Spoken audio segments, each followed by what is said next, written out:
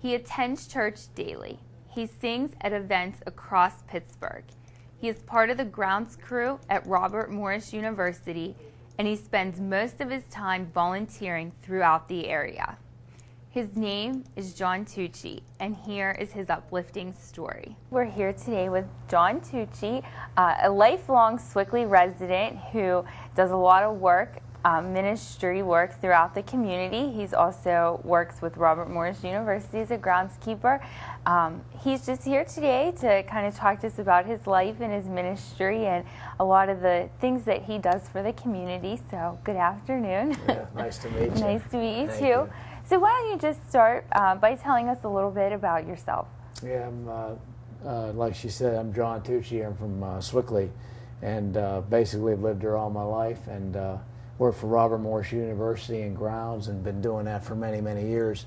And it's just been astonishing in itself how I've been able to help so many people in so many ways, and I thank God for the opportunity and just having tremendous humility and openness to God to have it work through your life.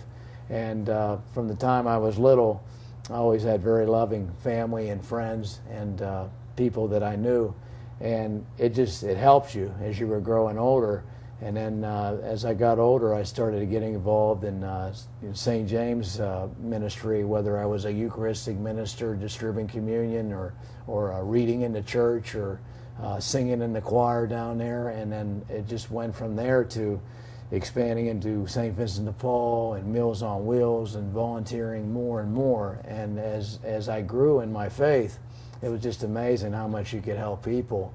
And it just grew from there to St. Margaret Mary. So I've been helping that parish for over 12 years. And everywhere you go, you meet so many nice people, and everywhere you go, they appreciate your work all over the area. And now it's as it continued to grow, I thank God for the people of St. Margaret Mary, because they the love that they brought me and appreciation they've brought me is really got the calling from God to start volunteering all over the Pittsburgh diocese, with many churches all over the area, and then through the community and everything that I get to do, whether it's helping at nursing homes or volunteering at special dinners and doing the most humble things like cleaning up and stuff like that. It's really gone tremendously, in singing and community and volunteering everywhere, and I just thank God for the opportunity, and I thank God for Him doing it through my life.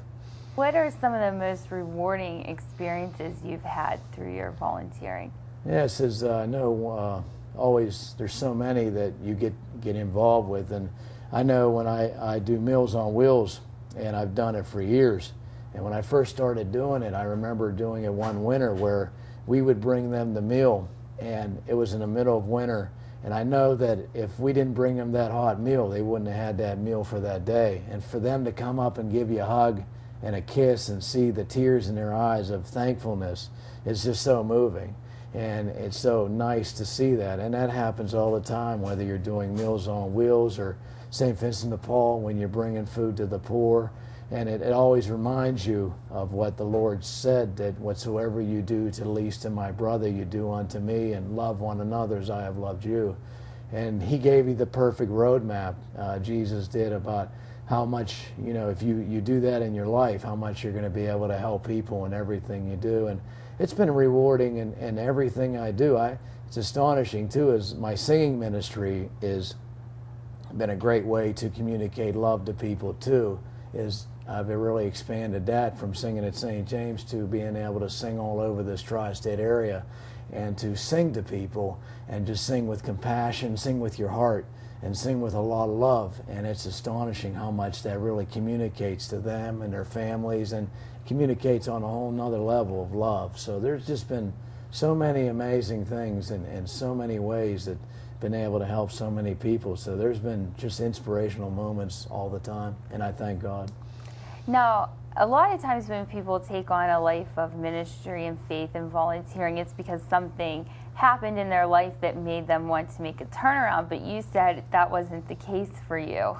Yeah, this has been amazing, because a lot of times it says people need something dramatic to happen in their life, and I was blessed that it all just came naturally as I grew up, and it's been amazing, and it's very humbling too. It's like it just happened all natural, and it was nice to have wonderful parents and family. I have 2 sisters, and then my parents, and then the friends that you come across, and it just grew as I grew older. They brought me to church, and they taught me to be a good example in life, and taught that from the when I was young, that if you are a great example in life, that helps people immensely, and you're going to help people in so many ways you don't even realize.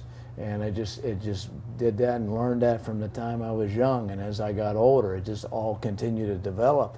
And it's astonishing too, is like as it developed for me, it can happen for anyone. It said if people will focus completely on having humility in their life and openness to God, and focus on the good of life, and really focus on what can happen, they can all experience that if they really want to, and having humility to God, then you can really bring so much love and kindness and niceness to all people.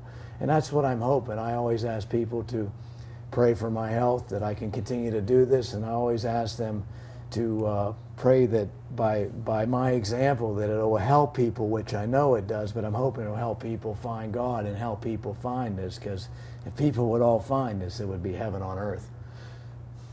Now, you said you work at Robert Morris and you volunteer, you help out with different churches and a lot of different programs you've mentioned. Do you ever sleep? Or Well, it's definitely it's nice too. It's like you have to make sure you get rest and nutrition as much as you can to be able to do it. And it was many years ago when I decided to be a single man in the vocation of the church, and I decided to stay single, and that helps to have the freedom to go and help all these places and do it. And also you have to be very organized and knowing months ahead of time where you're going to be from place to place.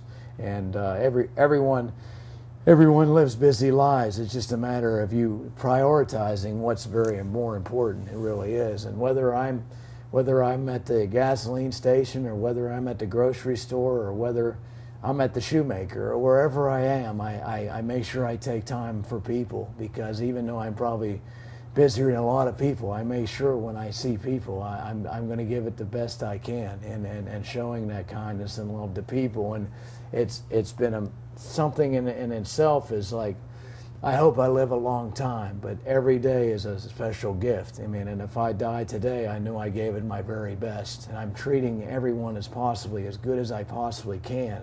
That way, when I go before God, I know I gave it my very best. But hopefully we'll live a long time, but I'm treasuring every day.